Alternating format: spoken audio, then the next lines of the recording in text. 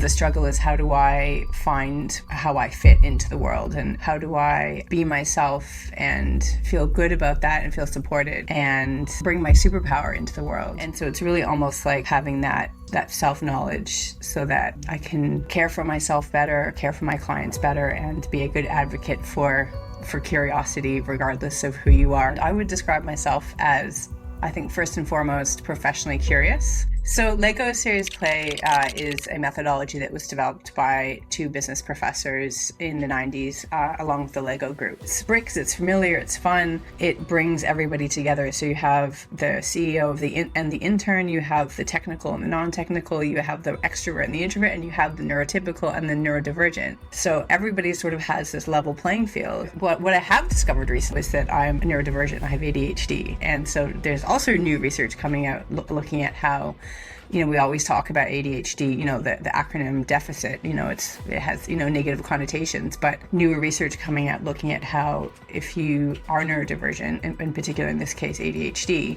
you are hyper curious. And so in my talk, I talk about how I can't not be curious no matter what. And it's kind of saved me so many times when I didn't know the way forward. I just couldn't help myself to be curious.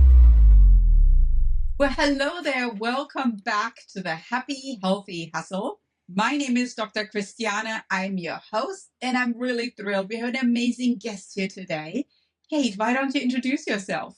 Yeah, thank you so much for having me. And I would describe myself as, I think, first and foremost, professionally curious.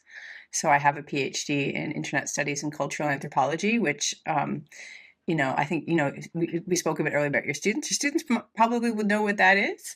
But for the uninitiated, it basically means that you are trained to be very curious about humans and human culture and provided with all sorts of different tools for investigating that. And in practice, in the everyday, I still teach at university, but I also am a Lego Serious Play certified facilitator, which we can get into what that is, but it's a great tool for curiosity. I am also a past TEDx Perth speaker and coach. I write for the Business News. I'm an innovation columnist, and I also run a company supporting different leaders making a difference through things like Lego Serious Play training and business coaching and speaker coaching. Oh, beautiful.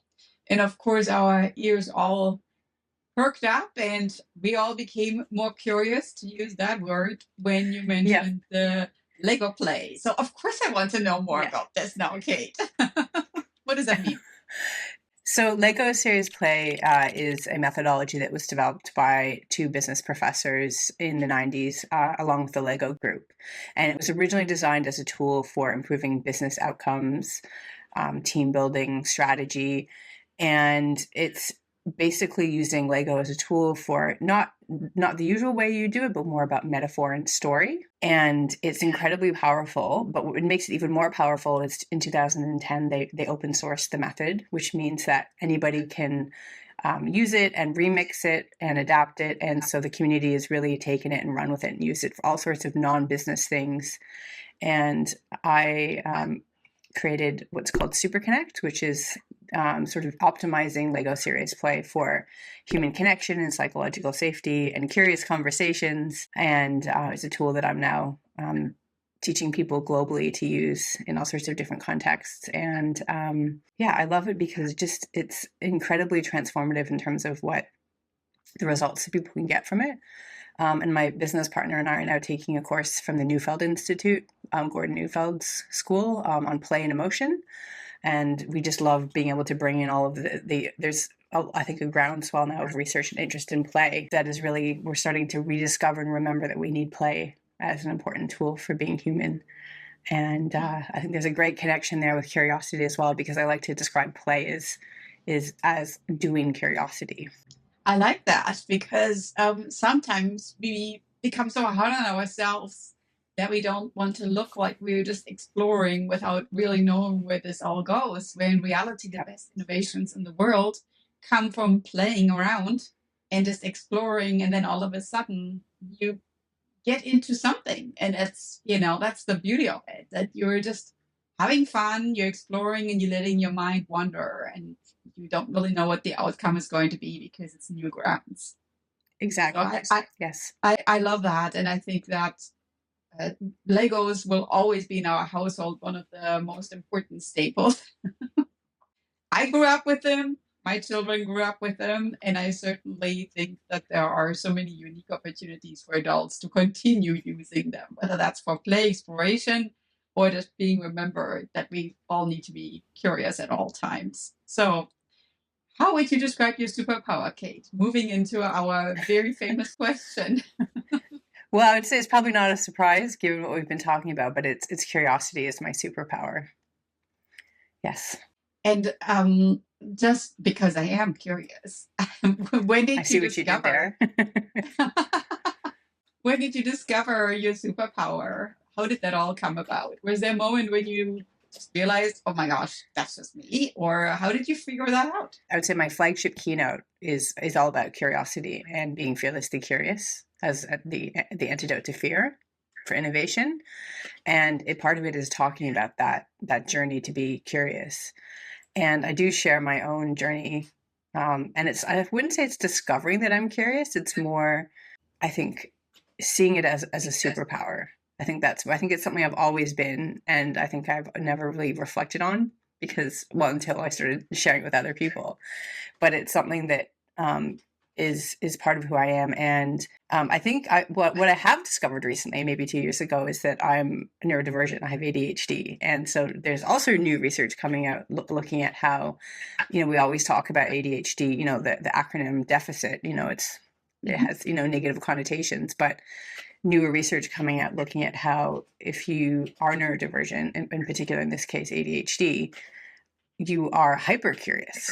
And so in my talk, I talk about how I can't not be curious no matter what. And it's kind of saved me so many times when I didn't know the way forward. I just couldn't help myself to be curious. It's really nice to see that that's now coming out in the research, that's going, okay, there's challenges of being neurodivergent, but there's also superpowers that come with it. Oh, this is beautiful. And it's so fitting with our past 2 episodes that we filmed on this podcast. The first episode being when you feel overwhelmed, especially moving into the fall season here in the United States, and how you sometimes feel very frazzled, and that maybe we can kind of funnel that frazzled energy and actually flipping the switch and using it more and just kickstarting maybe new project in small steps in my petite practice, my signature move. And then we also had an episode where we interviewed a student that is actually creating a food product for neurodivergent customers. And what we really thought about was that student discovered that he wished he would have had that food product himself when he was, 5 years ago, when he was younger, which in innovation is always the very best ideal client. It's a problem you struggled with yourself, that you're creating something that you wish you would have had. And I think what you just outlined for us is in your talk and in your work, you're really using ADHD and neurodivergence also as that energy source for your creation, for your curiosity. And I totally agree with you. It's not negative at all. In fact, there's some really amazing innovations that come if you just funnel your superpower correctly. So it's not really what is my superpower? It's more, how do I use it and create something for the world that will change my little corner of the world? Yes.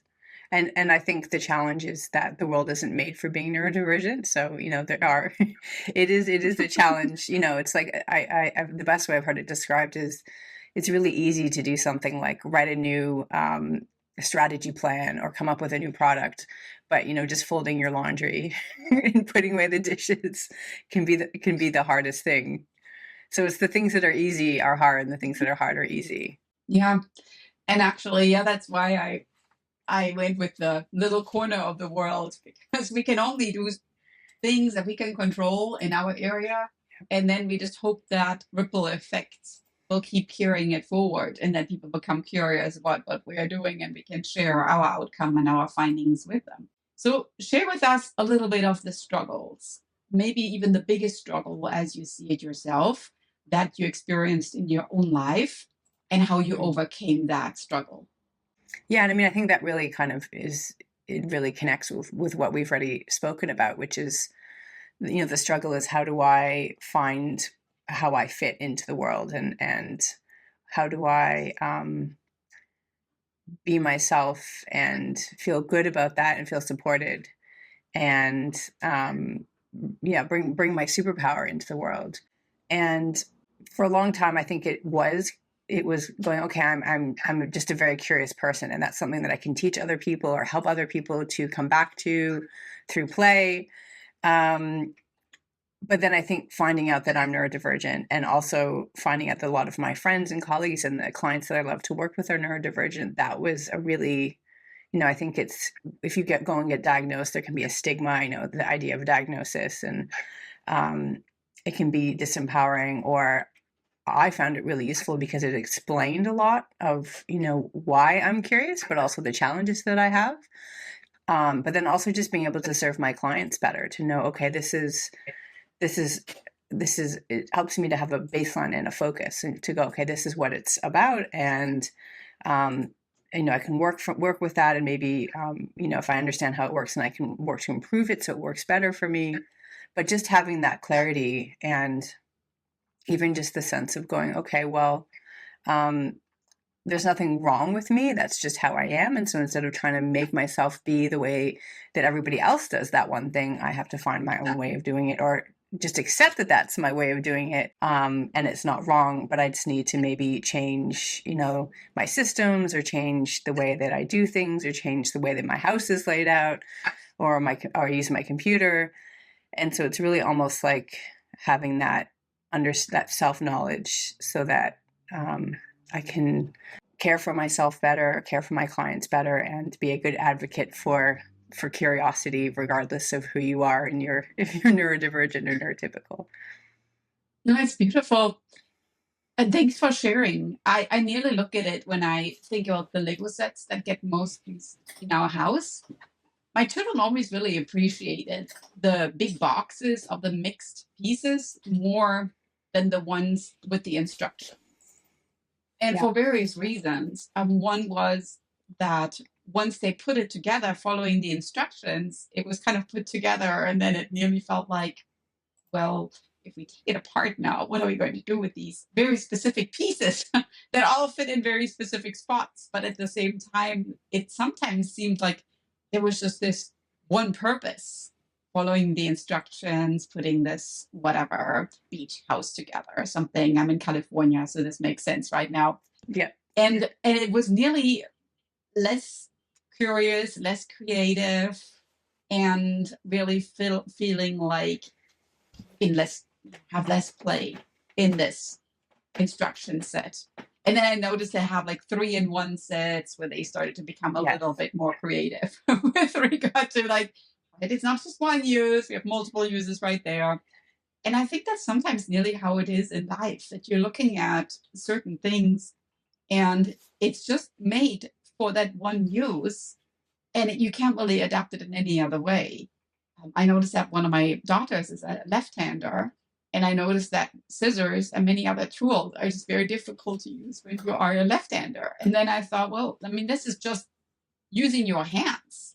What about your brain? What if you use your brain differently? A lot of things are not set up for that. And I think we should really challenge innovators to create more easier way to use your brain, that when it maybe is not linear, but it works in other ways, because that's really the beauty of it, that we get the very best outcomes when we maybe think a little bit outside of the box, instead of just following the directions and going for that one thing. Yeah, and I think you've really hit on a few really excellent things there. Even just talking about thinking outside the box, and the way that we use Lego, and I think, really come up with a good way of describing the difference between also normal Lego and Lego serious play.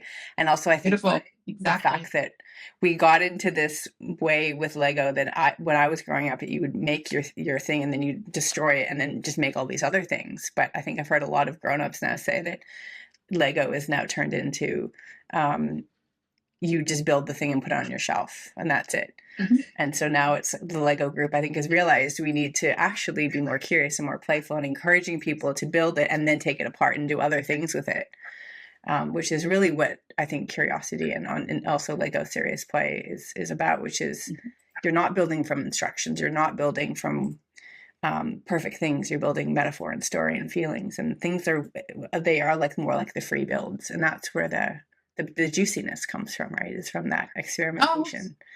Yeah, it's one of my that favorite words, the juiciness. yeah, the And I juiciness. even Yeah, use it. I even use it in my classroom a lot when I ask my students to share something personal about themselves. Or you share something, I ask them, what do you have in common with another student in the class? And I give them some time to explore those commonalities. And then I challenge them about it. And I say, look, you were not curious enough.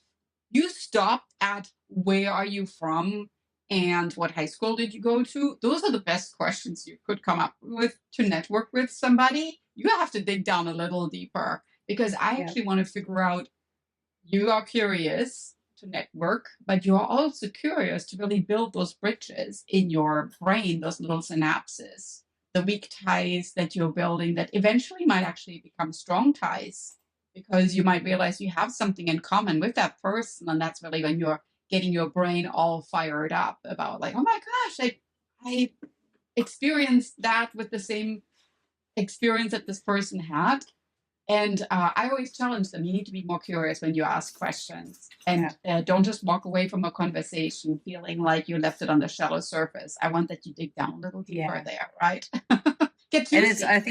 I think you're right. It's all about asking really good questions. And one of my, and that's actually the other part of Lego serious play is you're asking good questions and then you answer with Lego. And so one of my favorite Oh, questions that you can use without Lego or just in a conversation is, if we were to become close, what's something I should know about you? And that is a really powerful question for getting to really, past the who are you and what do you do, right? It's like what really makes oh, you you? What's a really important part of you? I love that. Yeah, and of course, another one that I frequently ask my students is, if you're not in the room, what do you wish that people say about you? Oh, I like that. That was a great one. I have to borrow that one. And please do. And I have another one for you. We call it the tombstone inscription. What do you wish that somebody would write on the tombstone for you?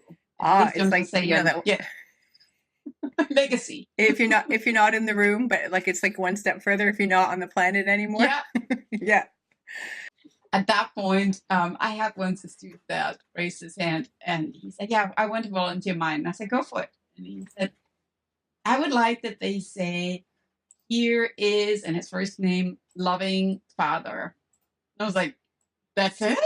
That's what you would be remembered by? I think we got to get a little juicier. I would like that people become more curious about who you are. That loving father is amazing, but I would say that there is a majority of these other tombstones that probably have that in common with you. I think you Yeah. need to differentiate yourself just a little bit more, right? But it also depends on how much space we have on these tombstones, right? Yeah, it's actually a part in one of my books to where they have a square they can fill. And so that square, I always tell them it needs to be meaningful, differentiated, but it also be something that you feel if they don't know what to put on, you need to work a little harder and communicate those values with others so that you truly feel you're leaving the world having instilled those values. And if you leave the room, they have the values on their mind and they would immediately know what to put on that tombstone right there. Nice. So that's important. Yeah. I mean, maybe let's talk a little bit. So we talked superpower struggles. The third element now is who or what helped you overcome your own struggles? And again, it's, I think, very aligned with what we've been talking about, which is the answer actually was being curious and playful. And specifically, I would say Lego serious play was a big part of it because when I was in my 20s, I thought that I had ADHD because I had a few friends, male friends, and that's important because they got diagnosed. But when I tried to get diagnosed, girls don't have ADHD, right? Back then, just about 20 years ago. And so they said, oh, you just have a learning disability. And found it challenging because I think there's probably a stigma with ADHD back then, but I would say that's probably much more of a stigma of, having a learning disability. And it was helpful, but not really helpful because it didn't really explain to me why I am and how I am. And, again, using it as a baseline. So through Lego Serious Play, it actually draws a lot of neurodivergent people. I think it's it's because it's bricks, it's familiar, it's fun. It brings everybody together. So you have the CEO of and the intern, you have the technical and the non-technical, you have the extrovert and the introvert, and you have the neurotypical and the neurodivergent. So everybody sort of has this level playing field. And it was from getting trained in that method and then connecting with all of these other people globally who were using it and finding out that they're also well, I didn't know also, but they were neurodivergent, and having conversations with them and going, oh, I think you have a lot of the same challenges and ways of being and, superpowers as me. So it really got me to realize, okay, actually, I think I need to go back and investigate this again. I think I maybe was right 20 years ago. And so it was that community around the method that that really helped me to see that, and to I think maybe even also to go. I think when I got my diagnosis, one of my friends, I told her, and she goes, "Congratulations, welcome to the club," right? And that's just such a much more positive thing. Usually when you go and get a diagnosis from the doctor and you're told you have some kind of deficit, no one's going, "Congratulations and welcome to the club." So that was, that global community around such a powerful method that brings people together was, how I found my solution. Beautiful. And actually, thinking about it in that interview on the recording that we recently did with my student who develops the product for neurodivergent children, actually, he shared that when he got diagnosed, a lot of people said, "Congratulations." And we knew it all along. But now finally you know it too. And he was like, "Oh, why didn't you tell me?" It's like, that was for you to figure out. That's Yes. something that you need to come into terms with how you're aligning your superpowers with yourself. And, sometimes we just take our own little journey to get to that point. It's actually beautiful that you tied that in with Legos, because I always feel that Legos give us that space of playing on our own, of creating something on our own, but also playing side by side with somebody else. Yep. And that could even be you're creating something together, which is really amazing if you think about, like, it's play, but it's not necessarily where it has to be with somebody else or it has to be alone. You really can completely choose your own little boundaries and how much you can really interact with others. And that's really amazing. And I always enjoyed that there's a wide space, how you use it. And it's, in true essence, as you said, it's simple, but the options are really limited. Yeah, I think you hit the nail on the head. Well, speaking of limitless, how can we get in touch with you, Kate? If the audience wants to reach out, learn more about you, your amazing work, and of course, ask any follow-up questions if they have them, let us know, how can we get in touch with you? Yeah, of course. So my website is Raynes-Goldie.com. And I'm also very active on LinkedIn. There's a really great community of Lego Serious Play practitioners there. So you can send me an email through my website, or you can, of course, go to LinkedIn and just connect with me there. I love connecting with people on LinkedIn. And yeah, looking forward to answering any more questions about Lego Serious Play and curiosity. Well, beautiful. Thank you so much for being here today on Happy Healthy Hustle podcast. I'm your host, Dr. Christiana. We had an amazing guest here. If you liked this show, hit that like button, put in the comments what was your favorite takeaway, or if you're still playing with Legos, or maybe like one of your experiences when you built that first Lego set and that big aha moment went off. So share that episode with other Lego passionates. And of course, as always, stay tuned for the next amazing episode. Thank you so much, and I will see you there. Thank you, and stay curious.